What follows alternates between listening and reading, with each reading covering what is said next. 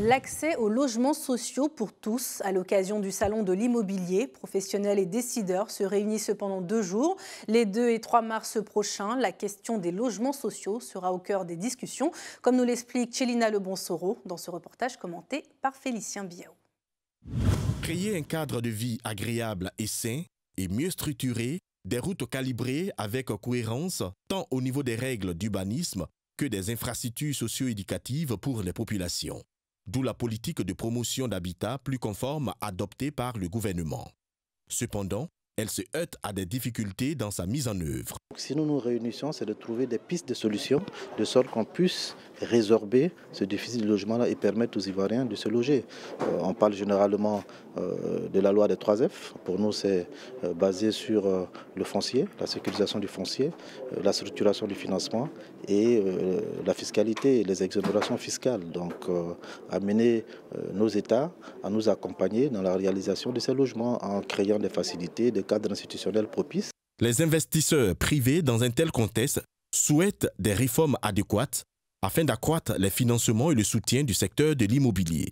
On fait un certain nombre de contributions en ce qui concerne l'amélioration du financement du secteur, en ce qui concerne les prises d'hypothèques, les coûts de prise d'hypothèques, la question de réalisation des hypothèques qui peuvent permettre, si les réformes adéquates sont réalisées, faire en sorte que le secteur financier de façon générale puisse accompagner de façon beaucoup plus importante le secteur de l'immobilier.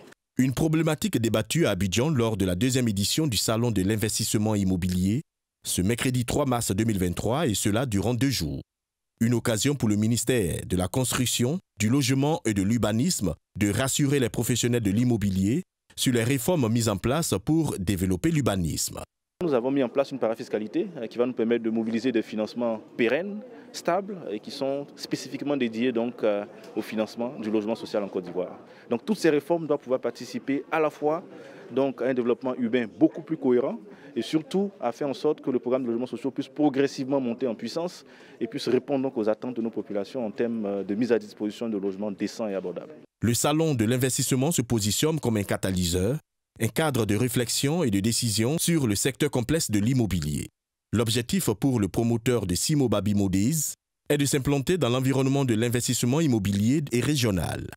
Mais le fait que les professionnels se rencontrent et rencontrent aussi les autorités régulatrices que sont l'État, c'est le début de connaissances endogènes et de solutions endogènes.